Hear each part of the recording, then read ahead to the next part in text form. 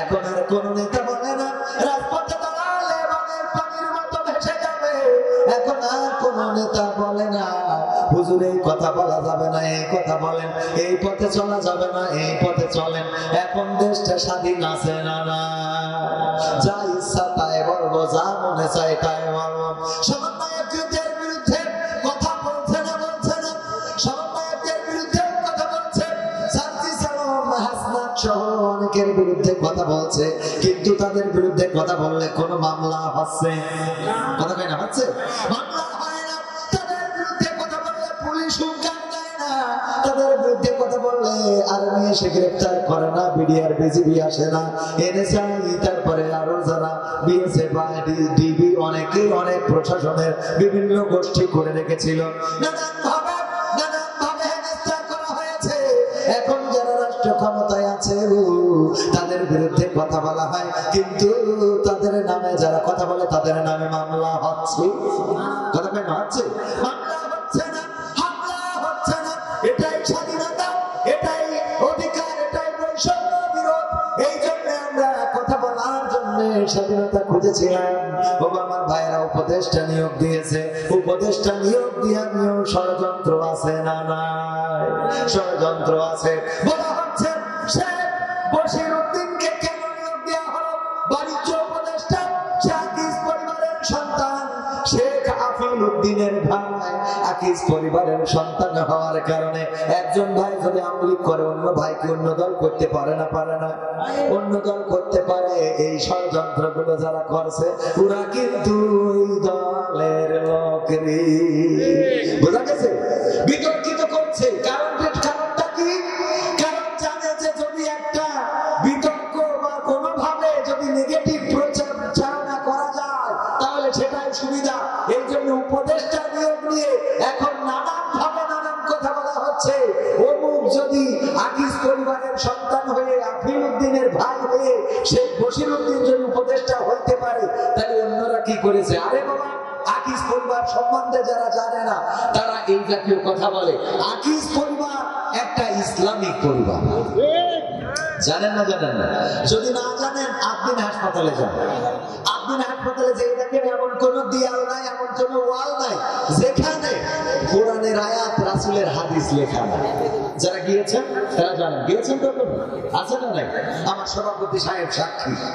শুধু তাই নয়, আকিজ পরিবারে যতগুলো সন্তান তারা সবাই নামাজি, রোজাদার, পরহেজগার, আল্লাহওয়ালা।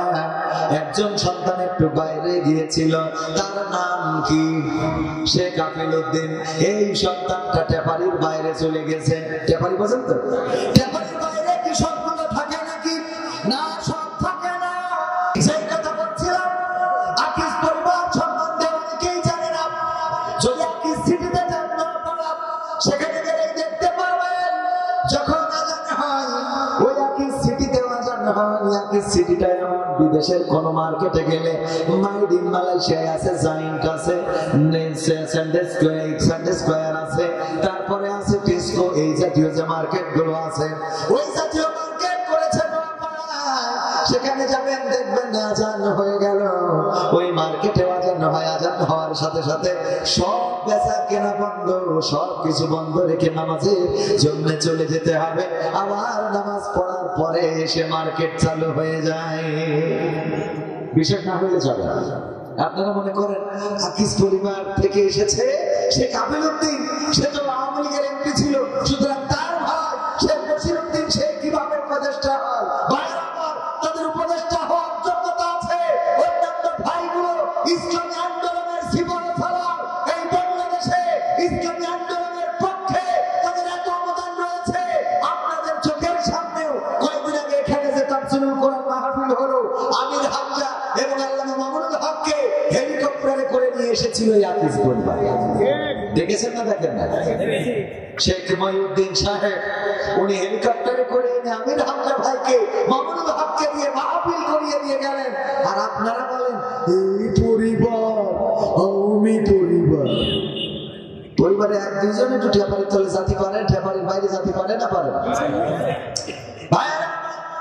আরো একটা তথ্য দিতে চাই, আকিজের যতগুলো ফ্যাক্টরি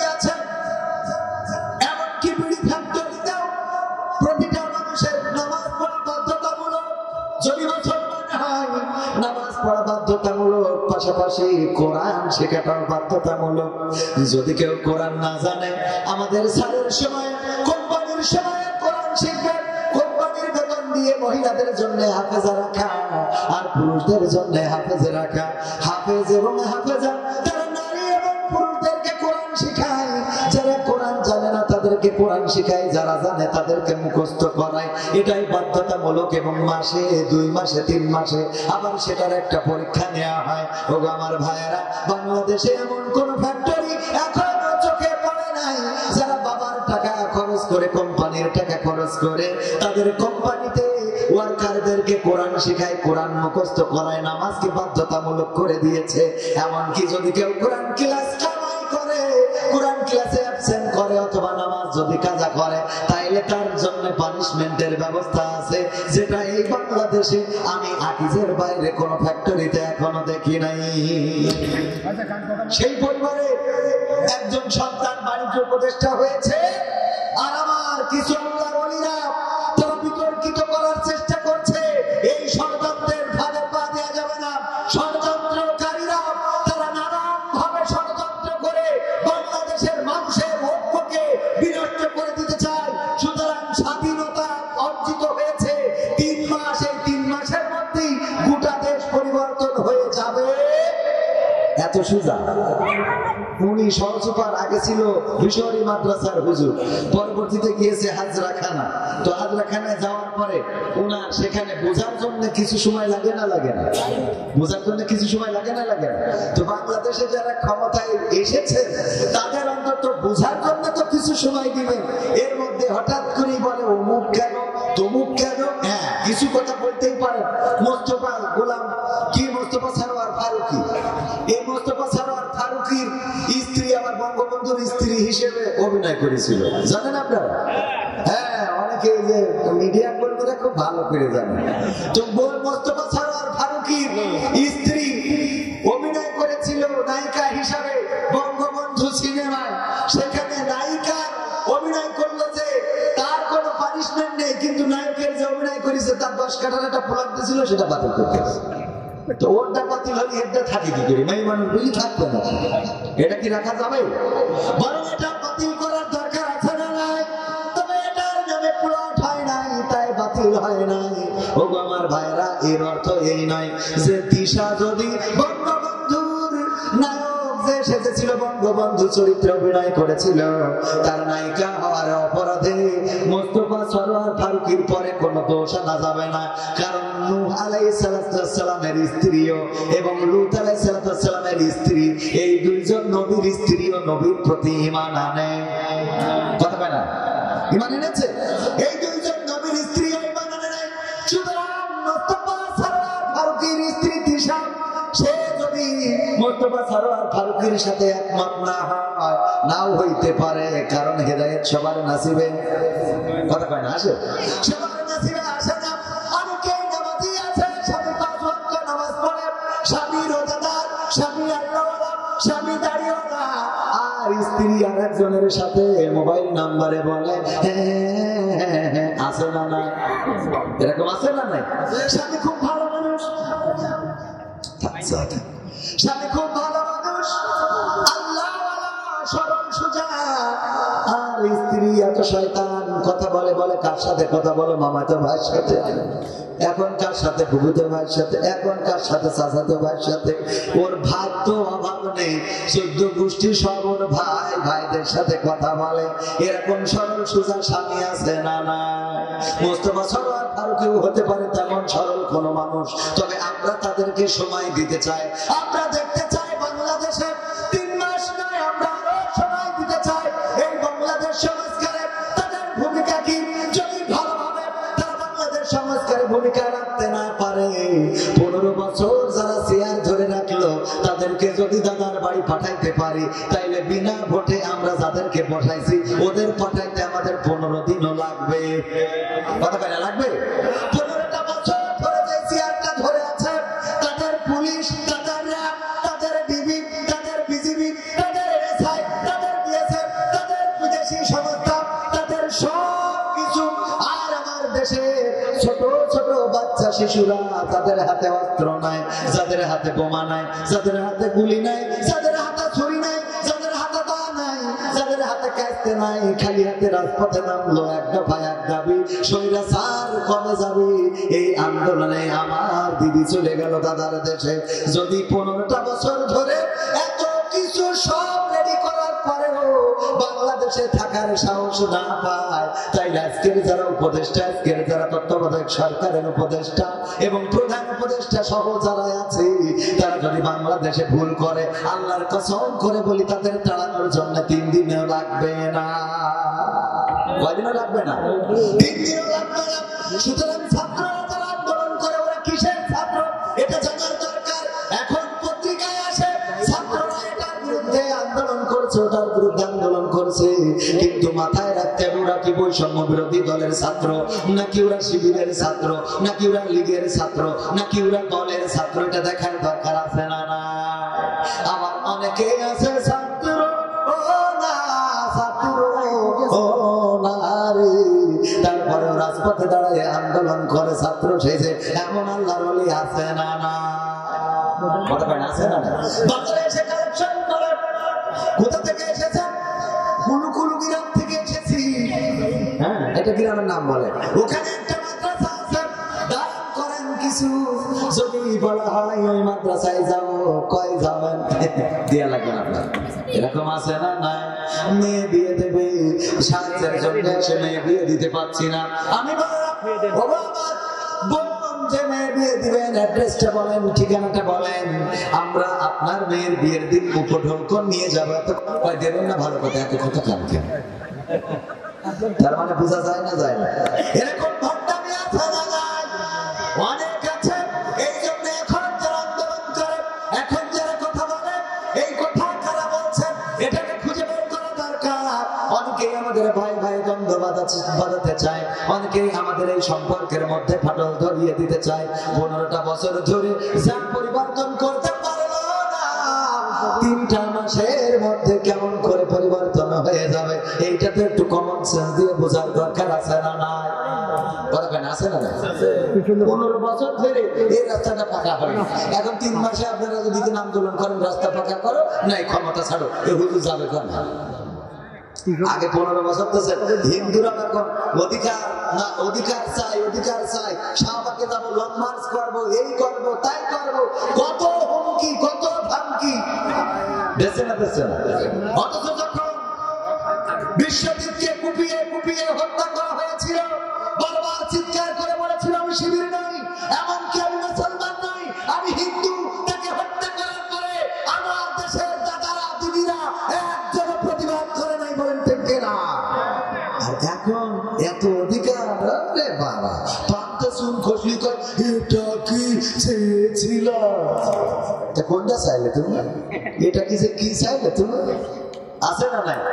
ক্ষমতার দাপটে তুমি, ক্ষমতার দাপটে তুমি হইলা যে ভয়ঙ্গ, সব ক্ষমতা চূর্ণ হবে আখি হইলে বন্ধু তোমার, সব ক্ষমতা চূর্ণ হবে আখি হইলে বন্ধু। ক্ষমতার দাপটে তুমি, ক্ষমতার দাপটে তুমি হইলা যে বন্ধু, সব ক্ষমতা চূর্ণ হবে আখি হইলে বন্ধু তোমার, সব ক্ষমতা চূর্ণ হবে আখি হইলে বন্ধু। গায়ের জোরে আজকে তুমি হয়েছ বেশামার, এই ক্ষমতা রবে না ভাই তোমার চিরকাল। ঠিক না? গায়ের জোরে বেশামার হয়। অনেকেই মনে করে এই যে চেয়ার পেয়েছি, এই চেয়ার কোনোদিন ছাড়া লাগবে না। আমার ইউনিয়নের একজন চেয়ারম্যান ছিল, নামটা নিতে চাই না। আপনার এলাকায় আপনারা চিনবেন চেয়ারম্যান গো। আমি যখন আমার ইসলামী ব্যাংক করার জন্য একটা চেয়ারম্যানের স্বাক্ষর লাগবে, আমি কাউন্সিলে আসলাম। ওই আল্লাহর ওলি আমার ব্যাংকের অনুমোদনের জন্য সার্টিফিকেট, আমার সেই লেটারটাই সাইন করে নাই। আজকে সেই চেয়ারম্যান কোথায়? চেয়ারম্যানই কোথায়? সব চলে গেল, ক্ষমতা চিরদিন থাকে না, অন্যায় করবেন মাথায় রাখবেন। আমার কিন্তু ইসলামী ব্যাংক হয়েছে, আমি সেই এজেন্ট ব্যাংক কিন্তু ঠিকই করেছি। আমার এখানে কলিগ আছে চাকরি করেন, রকি হুসাইন আছে, সেই জায়গায় চাকরি করে ও রুটি রুজি করে, কিন্তু ওই আল্লাহর ওলি এখন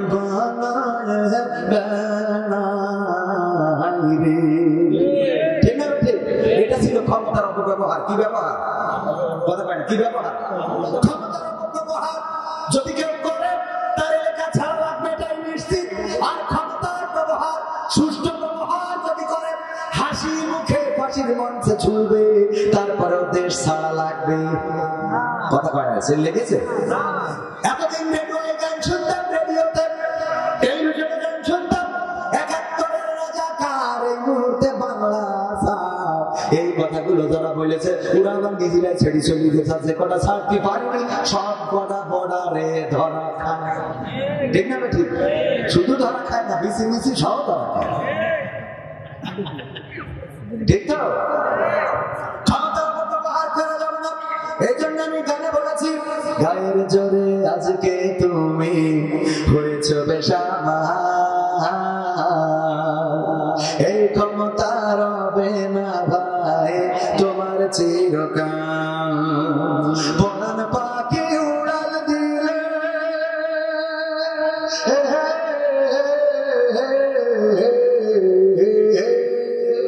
পরাণ পাখি উড়াল দিলে, পরাণ পাখি উড়াল দিলে, দেহ হবে গন্ধ, সব ক্ষমতা চূর্ণ হবে আঁকি হইলে বন্ধু তোমার, সব ক্ষমতা চূর্ণ হবে আঁকি হইলে বন্ধু।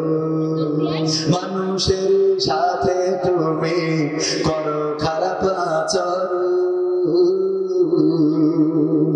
জানো কি ভাই কার ইশারায় ভুবনে কর বিচরণ। ঠিক না ঠিক? কার ইশারায় বিচরণ করে? বলুন কার ইশারায়? আল্লাহর নামটা নিতে কি কষ্ট হয়? যে বানাইল, যে চোখ দিল, যে কান দিল, যে কথা বলার শক্তি দিল, যে আমাদের সন্তান দিল, স্ত্রী দিল, সংসার দিল, পরিবার দিল। আমার ভাইয়েরা, আমরা যারা যশোরে বসবাস করি, মাঝে মাঝে যখন কোনো ভিডিও দেখি অথবা কোনো জায়গায় কোনো মাহফিলে যায়, যাওয়ার পরে বলে হুজুর এই যে জায়গাটা দেখছেন নদীর মধ্যে বিলীন হয়ে গেছে, এই জায়গায় আমার দাদার বাড়ি ছিল, এই জায়গায় আমার বাবার কবর ছিল, এই জায়গায় আমার আপনজনরা ঘুমানো ছিল, কত নদীতে বিলীন হয়ে যায়। আর আমরা যারা যশোরে বসবাস করি, আমাদের অন্তত কবরটাও ঠিক আছে না নাই? আমাদের নদীতে বিলীন হয় না, নদীতে ভেঙে যায় না। এই জন্য আমাদের কবিরা গান লিখেছিলেন, নদীর কুল ভাঙে অকুল গড়ে, এই তো নদীর খেলা, সকাল বেলার ধ্বনি তুমি ফকির সন্ধ্যা বেলা। নদীর কুল ভেঙে যায়, অকুল গড়ে যায়। ও আমার ভাইরা, কত মানুষের ভিটা মাটি চলে যায়, নদীর গর্ভে বিলীন হয়ে যায়। নদীর দিকে তাকায় আর বলে নদীর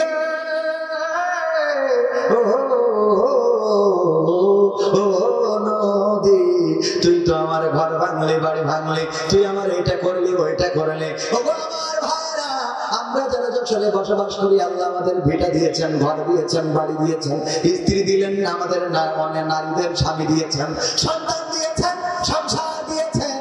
যে আল্লাহ রাব্বুল আলামিন না চাইতেই এত কিছু দিলেন, সেই আল্লাহর নামটা নিতে যাদের মুখে বাঁধে গো, ও আমার ভাইয়েরা, পরন্ত বিকেল বেলায় দেখবেন আল্লাহর নামটা ওই মধ্যে আর বের হবে। হইতে পারে না? পারে না? কথা কয় না? এই জন্য আমরা, আমাদের এই শক্তি সামর্থ্য দিয়েছেন কে? তাও আপনাদের এত বুঝাই আল্লাহর নামটা কষ্ট লাগে, কষ্ট লাগে মনের মধ্যে আল্লাহর নামটা মুখ দিয়ে উচ্চারণ করতে। অথচ চিৎকার করে যদি আল্লাহকে ডাকেন তার শোনে, আস্তে ডাকলেও শুনবে। কিন্তু যখন বিপদে পড়েন, যদি বাড়ি এসে মার খুঁজে না পান, ছোটবেলায় কি করতেন? ও মা, মা এরকম ডাকতেন, ও মা, মা এই তুই কাঁদে। ঠিক না ঠিক? যখন মা ডেকে ডেকে না শোনে, এরকম চিৎকার আছে না? না। তো আল্লাহর নাম একটু এরকম চিৎকার করে বলা যায় না? ওগো আমার ভাইরা, আমাদের এই জীবন, আমাদের মরণ, আমাদের হাত, আমাদের পা, আমাদের চোখ, আমাদের কান দিয়েছেন কে? চিৎকার করে বলেন, দিয়েছেন কে? এরপরেও দেখলাম কিছু আল্লাহর ওলি মুখ খোলে নাই। আমারও কোনো অসুবিধে নাই, কারণ আমি আল্লাহকে ডেকে আল্লাহকে পেয়ে আজকে এই পর্যন্ত। যারা ডাকে না ওরা পায়ও না, পাবেও না। ওদের জন্য দোয়া যেন আল্লাহ ওদের হেদায়েত নসিব করে, বলেন আমিন। কারণ আল্লাহ ডেকেছে যারা, পেয়েছে তারা। কেউ বলে বলুক তোমায় চেনা বড় কঠিন দায়, কেউ বলে বলুক তোমায় চেনা। তোমার প্রেমে যে মজেছে মাওলা, তোমার প্রেমে যে মজেছে মাওলা, প্রেমে ডুবে মরেছে, কেউ বলে বলুক তোমায় চেনা বড় কঠিন দায়, কেউ বলে বলুক তোমায় চেনা। ইব্রাহিমকে হাত পা বেঁধে নমরুদ মনের জ্বালা মিটাতে ছিটকে দিল নলকূপে।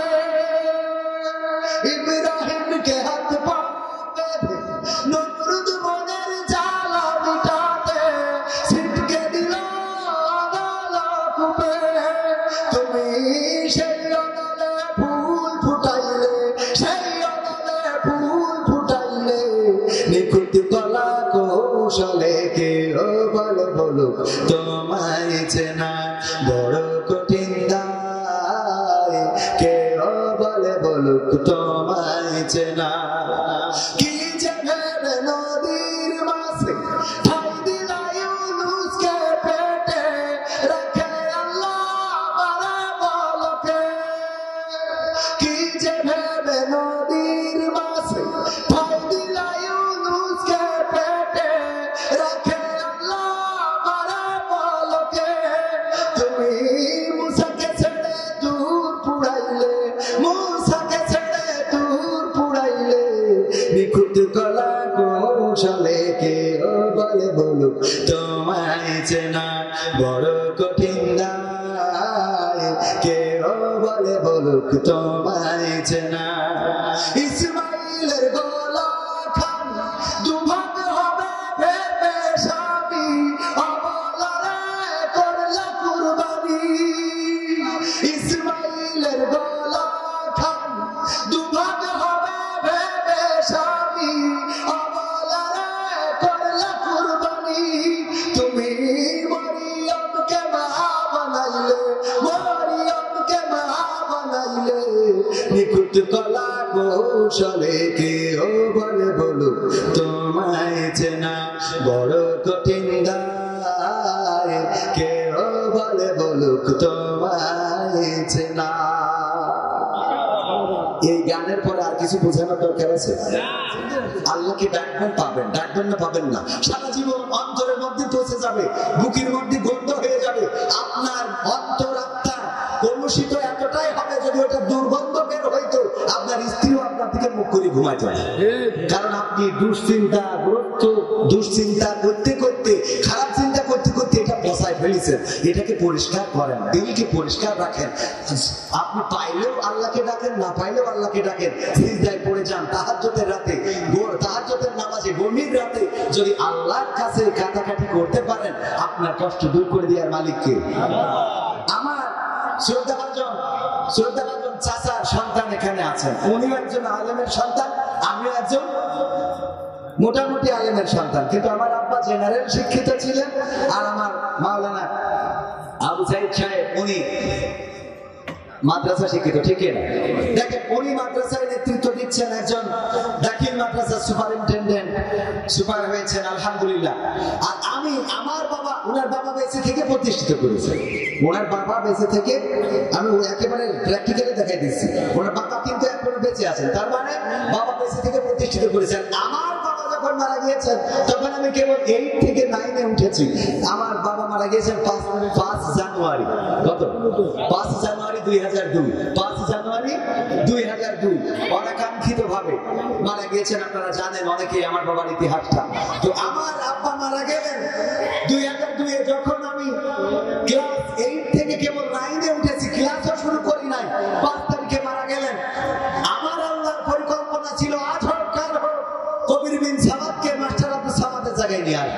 এই পরিকল্পনা ছিল কার? আমার মা বেঁচে আছেন এখনো পর্যন্ত, চাইলে জিজ্ঞেস করতে পারেন আমি যখন ছোটবেলায় মাহফিলে গিয়েছি সেখানে এতটাই অবহেলা পেয়েছি, বরং স্টেজে কথা বলতে দেওয়া হয় নাই, স্টেজ থেকে নামিয়ে দেওয়া হয়েছে। আমি ইন্টারে পড়ি গঙ্গানন্দপুর ডিগ্রি কলেজ, তখন আমার মাকে বলেছি মা আর যাই হোক আমি ওয়াজ করবো না।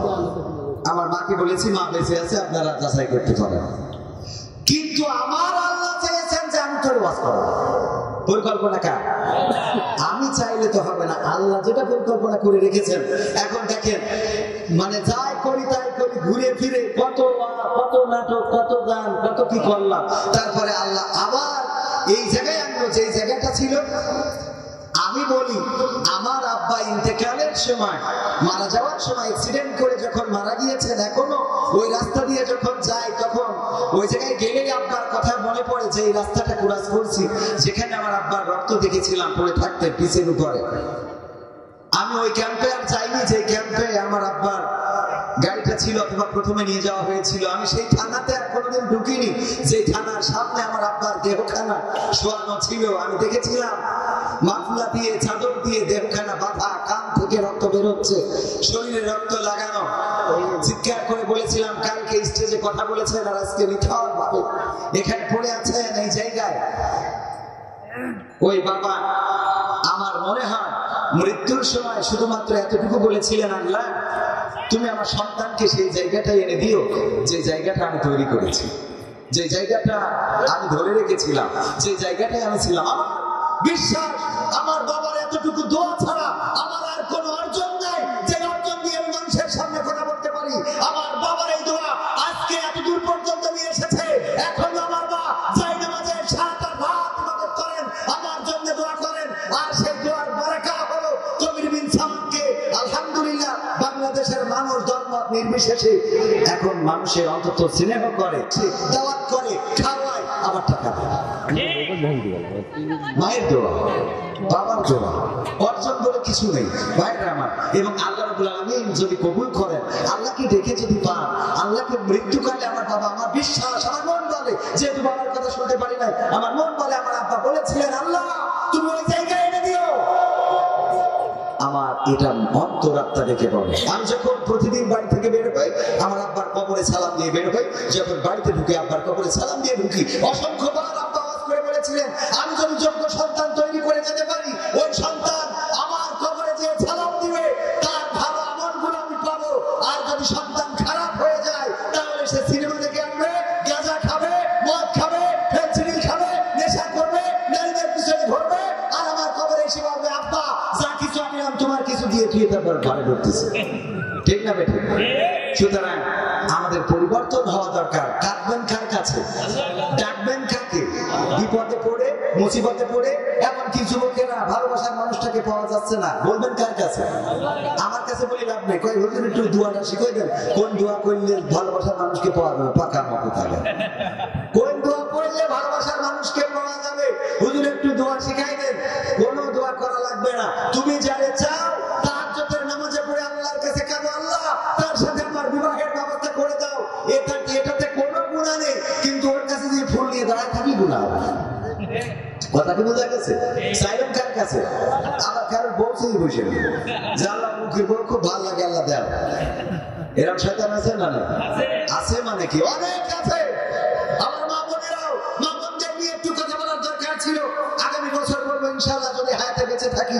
আমার স্টেজে এসেছেন গঙ্গানন্দপুর ইউনিয়ন জামাত ইসলামের শ্রদ্ধাভাজন সভাপতি জনাব কারি মাওলানা সাইফুল ইসলাম সাহেব এসেছেন। বাংলাদেশ জামাত ইসলামী ঝিগরগাছা থানার কর্ম পরিষদ সদস্য জনাব মাওলানা মাহবুবুর রহমান। উনারা অনেক বড় আলেম, দারুণ আলোচনা করেন। আজকের এই মাহফিলটাই আমরা তাদের মুখ থেকে অন্তত কিছুটা হলেও কথা শুনবো। রাজি আছেন ইনশাআল্লাহ? আমরা ইশার পরে আমি বলবো পরিচালককে যে ইশার পরে আমাদের ভাইজানদেরকে একটু করে সালাম বিনিময় হলেও আমার ভাইজানেরা সালাম বিনিময় করবেন। এবং এই ইউনিয়নে প্রতিটা গ্রামে আপনারা এরকম মাহফিলের আয়োজন করবেন। স্থানীয়রা আলোচনা করলে কোনো অসুবিধা আছে? টাকা দিয়ে বেশি দূরে হুজুর টাকা খরচ করে আনার দরকার নেই। আজকে এখানে যে কটা হুজুর আসছে আলহামদুলিল্লাহ সব কম দামের হুজুর, কিন্তু আলোচনা শুনবেন মনে বড় 50,000 টাকা দিয়ে এত বড় হুজুর পাবেন না, আমারই তো পাবেন না। অথচ আপনারা পাইছেন না। মাহফিলের পরে আমার আলোচনা কেউ সামনে ছিল না, তারপরে আলোচনা করেছি না করি নাই। তার মানে আপনাদের ইউনিয়নে আপনারা যে কটা গ্রাম আছে সবাই মাহফিল দেন। সাইফুল ভাই ওয়াজ করবে, মাহবুবুর রহমান ভাই ওয়াজ করবে, আমি ওয়াজ করবো, রকি গান করবে, আমরা নিজেরা কাঁপাই দেবো। আপনাদের মোটেও টাকা লাগবে না, মুরগি একটা কিছু মূল্য করে দেবেন। আর এমনি মোটামুটি যদি কিছু টাকা কালেকশন হয় তো ঘরের ভেতরে নতুন নেন, 1 লিটার তেল ভরে এই গেল। আলহামদুলিল্লাহ। এটা করা যায় না, যায় না? দিনে আলোচনা বাড়াতে হবে, বাড়াচ্ছেন না বলেই তো এই শয়তানরা আজকে যাই হোক মাহফিল হচ্ছে একটু তো হলো ওয়াজ শুনবে। এই মাহফিল গুলো হচ্ছে না বলে সব সিনাক্সে চলে যাচ্ছে, এখানে যাচ্ছে, গদখালি যাচ্ছে, লাইলাতুল ফেব্রুয়ারি আছে না না?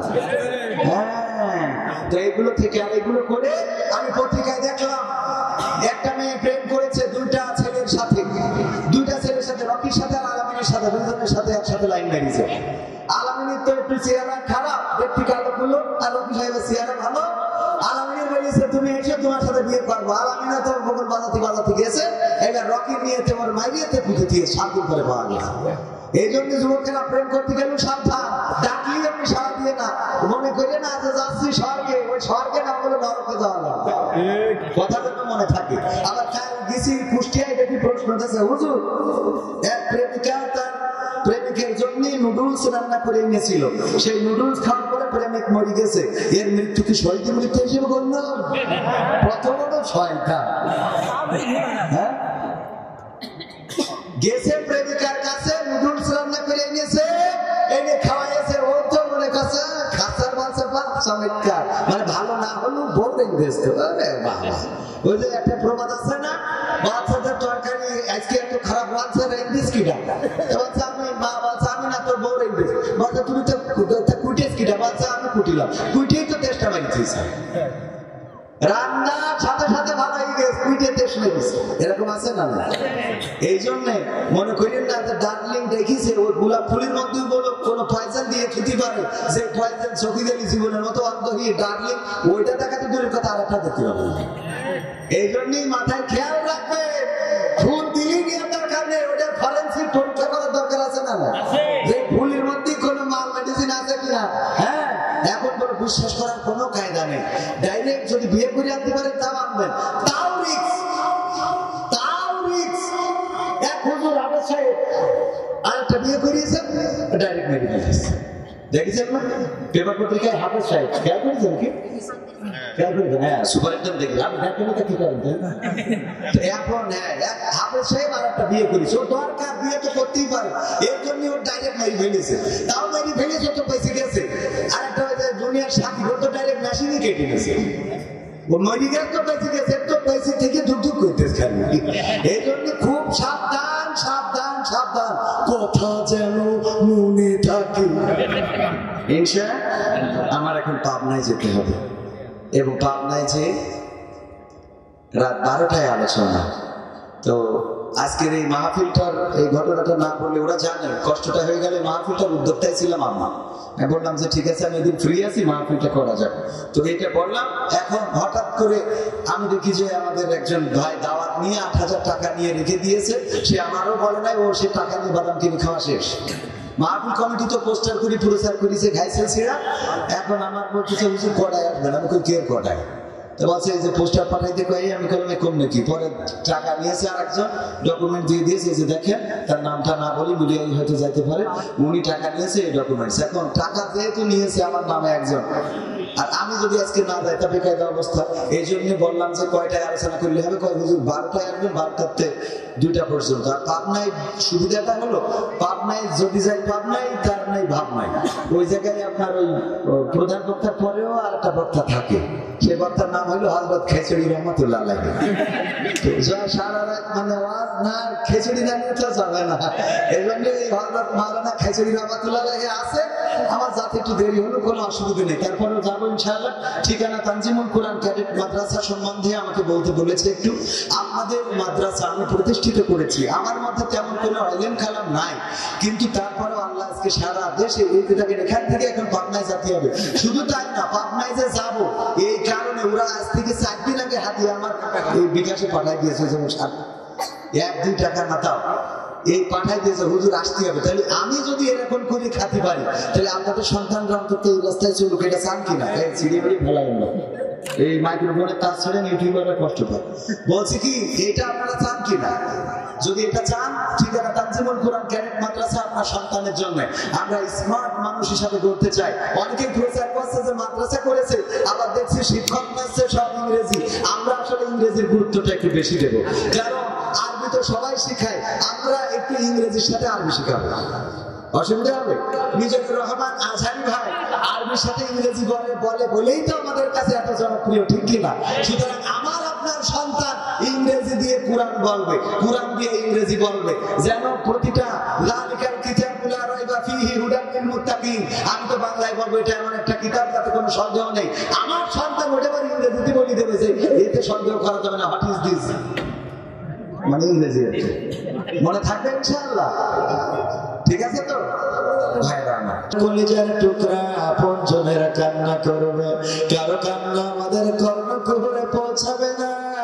আর যদি পৌঁছায় আমাদের কোনো ক্ষমতা থাকবে না সেই ডাকে সাড়া দেওয়ার জন্য। নতুন বছর আসছে, জানুয়ারিতে আমাদের সন্তানেরা স্কুলে যাবে, মাদ্রাসায় যাবে, নতুন বছরের ক্লাস করবে, নতুন জামা নতুন জুতা কিনে দেব। কিন্তু এই মুহূর্তে যদি আল্লাহ কাউকে ডেকে নেয়, আর কলিজার টুকরা সন্তান যদি মাথার কাছে এসে বলে, বাবা গো নতুন বছর, নতুন বছরের জামা জুতা কে কিনে দেবে, কেন চলে যাও গো বাবা? মা যদি কান্না করে, আমার সন্তান আমার ঔষধ কিনার টাকা না, তুমি তো উপার্জন করে ঔষধ কিনে দাও, কে আমার ঔষধ কিনে দেবে? বাবা যদি কান্না করে, বাবা গো কলিজার টুকরা সন্তান আমার ছেঁড়া লুঙ্গিটা ছেঁড়া জামাটা কে কিনে দেবে গো? কেন চলে যাও? ভাই কাঁদবে আপন ভাই হারানোর বেদনায়, চেঁচামেচি করে পড়াবে, জানাজা পড়াবে, কবরের দিকে নিয়ে যাবে, ওই যে কবরে রাখবে গো।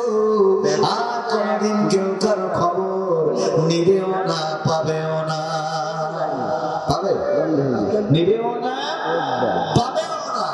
অনেক কবর আমাদের ডানে বামে আছে, সেই কবরের ঠিকানাটা আমরা জানি না, পরিচয়টা জানি না, কার বাবা, কার ভাই, কার মা, কার বোন, কোন বংশের, হিন্দু নাকি মুসলমান, এটাও জানার সুযোগ নেই। এমন কবর আছে না নাই?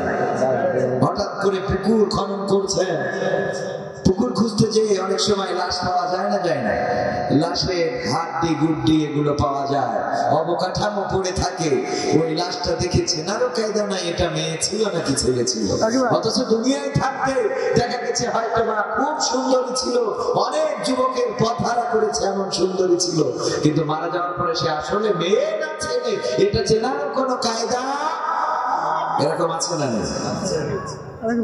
মাথার উপরে বাড়ি দেয়, এরে মারে ওরে ধরে, মারতে কইলে ধরতে কইলে মেরে বসে।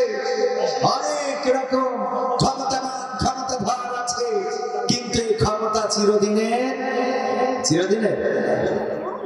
আপন আপন বলিস যারে, কেউ তো আপন হয় না, আপন আপন বলিস যারে, কেউ তো আপন হয় না। এই দুনিয়া ছাড়তে হবে, আপন তো কেউ রহে না, এই দুনিয়া ছাড়তে হবে, আপন তো কেউ রহে না।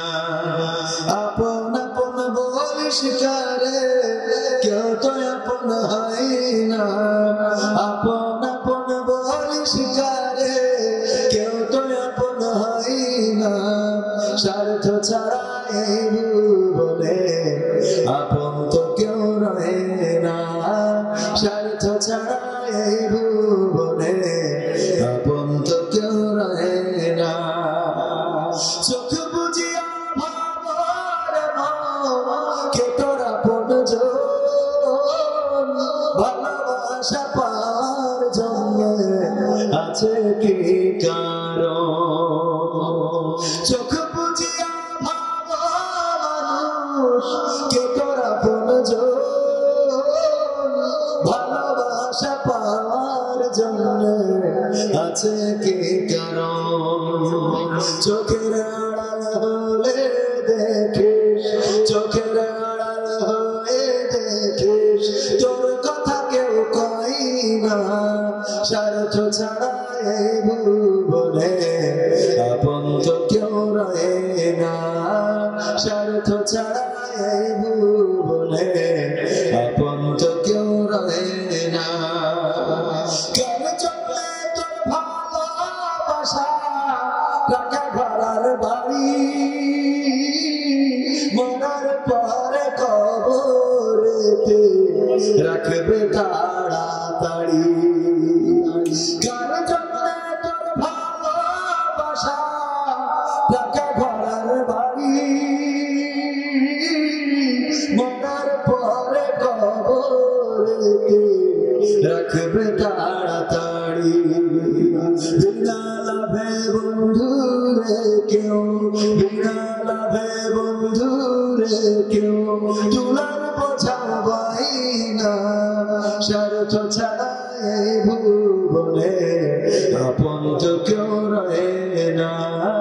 স্বার্থ ছাড়া এই ভুবনে আপন তো কেউ রয়ে না। আপন আপন বলিস কারে, কেউ তো আপন হয় না। আপন আপন বলিস কারে, কেউ তো আপন হয় না। স্বার্থ ছাড়া এই ভুবনে আপন তো কেউ রয়ে না। স্বার্থ ছাড়া এই ভুবনে আপন তো কেউ রয়ে না। ঠিক না? ঠিক না? ঠিক বললাম তো? স্বার্থ ছাড়া কোন একজন মানুষকেও পাশে পাবেন না। আর তার প্রমাণ যদি নিতে চান, বর্তমান বাংলাদেশের রাজনৈতিক অঙ্গনে তাকাইলেই বোঝা যায়।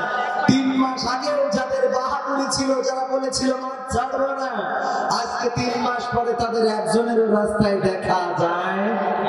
কথা কয় না, দেখা যায়? দেখা যায় না। শেখ হাসিনা যখনই দিয়া বুঝতে পেরেছে যে আর দিতে পারবে না, তখন আর শেখ হাসিনার পক্ষে আর কেউ গান গায়?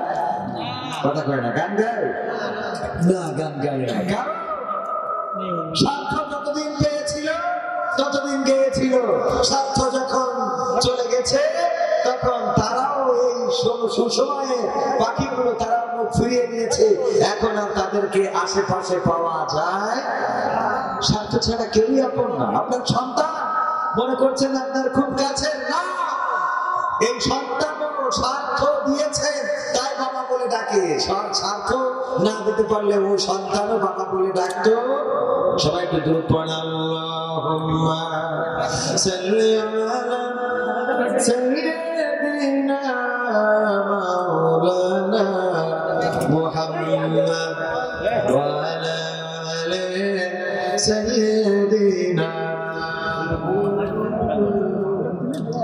জিকির করেন লা ইলাহা ইল্লাল্লাহ, লা ইলাহা ইল্লাল্লাহ, লা ইলাহা ইল্লাল্লাহ, লা ইলাহা ইল্লাল্লাহ, লা ইলাহা ইল্লাল্লাহ মুহাম্মাদুর রাসূলুল্লাহ।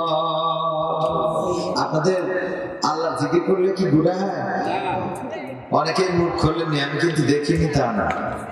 আল্লাহর জিকির যখন করার শক্তি আছে তখন করলেন না, অসুবিধা নেই। যখন করার শক্তি থাকবে না তখন হাজার চাই, তাইলে আপনার সিজদাটা আর দেয়া হইল? দেয়া হবে? দেয়া হবে না। এই জন্য আমরা যখন শক্তি সামর্থ্য আছে তখন ডাকবো কার? যখন শক্তি সামর্থ্য থাকবে না কখনো ডাকবো কার? বিপদে মুসিবতে সুখে শান্তিতে আনন্দে আহ্লাদে আমাদের পাশে আছেন কে? আপন যাদেরকে বলি না কেন, কেউ পাশে থাকে না, কেউ খবর রাখে না। একটুখানি চোখের আড়াল হয়ে দেখেন কয়জন আপনার খবর নেয়। চায়ের দোকানে যে প্রতিদিন বসেন বলে চায়ের দোকানদার বলে কি ব্যাপার, একদিন না থাকলে 2 দিন না থাকলে হয়তো বলে 2 দিন ধরে দেখি না, কিন্তু আপনি চোখের আড়াল হয়ে যান 5 দিন 7 দিন পরে, তারও আর আপনার প্রয়োজন হবে। ইতিপূর্বে অনেকের কাজে লাগানি, আমাদের দাদারা ছিল, তাদের দাদারা ছিল, তাদেরও দাদা ছিল, এদেরকে কেউ মনে রাখে?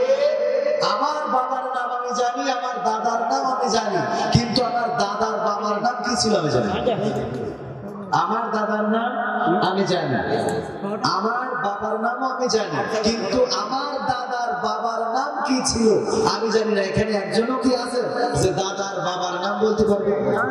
দেখেন একজনও নেই দাদার বাবার নাম। দাদারও তো একজন আব্বা ছিল, ছিল না? দেখেন কাছের সম্পর্ক কিন্তু বেশি দূরের না, দাদার আব্বা। আমি কিন্তু দাদার দাদা বলি নাই, তাও আমরা তার নামটা জানি না। আপনিও কারো না কারো দাদার আব্বা, ঠিক না বেঠিক? আপনি কারো না কারো দাদার আব্বা। আপনার নামটাও এই সমাজ মনে রাখবে, মনে রাখবে।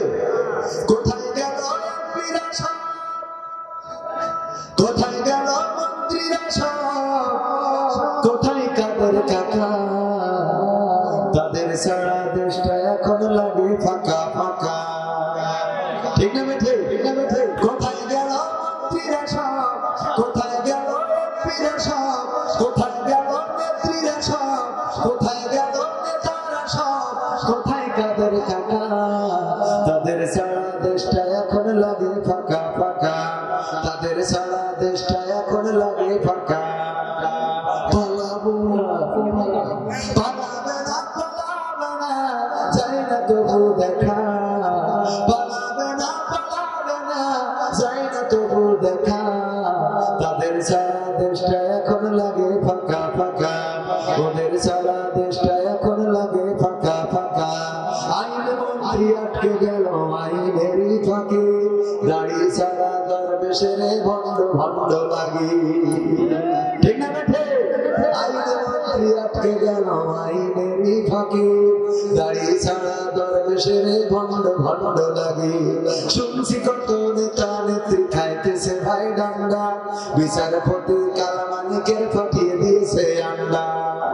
পলকের ঝলক গেল, পলকের ঝলক গেল, থামিয়ে নেটের চাকা, তাদের সারা দেশটা এখন লাগে ফাঁকা ফাঁকা, ওদের সারা দেশটা এখন লাগে ফাঁকা ফাঁকা। কই গেল সেই সংসদেতে মমতাজের গান, কোথায় গেল হযরত বলা স্বামী ওসমান, ঠিক না বেঠে? খেলা হবে, আসল খেলবো, কণ্ঠ মনে আছে তো? কই গেল সেই সংসদেতে মমতাজের গান, কোথায় গেল হযরত বলা স্বামী ওসমান। ইনু মেনন দীপু মনি আছে কারাগারে, বাপ করিলেও পাপ কখনো ছাড়ে কি আর তারে।